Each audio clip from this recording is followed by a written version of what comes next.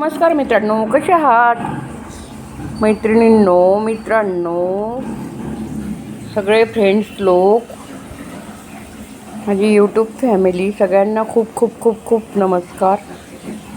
आणि बघा, आज सकाळचं आम्ही बनवलेलं आहे सांबर. मिरची आहे सांबारमध्ये आणि चटणी आहे पुदिना आणि कोथिंबिरीची, दही, कोथिंबीर आणि हिरवी मिरची, मीठ, पुदिना आणि ही बटाट्याची भाजी केलेली छान. आणि हा स्पंज डोसा आहे, खूप सॉफ्ट आहे, बघू शकता तुम्ही. आणि इडल्या पण बघा किती स्पंजी बनलेल्या आहे. हे बघा, तोडून दाखवते. वाव,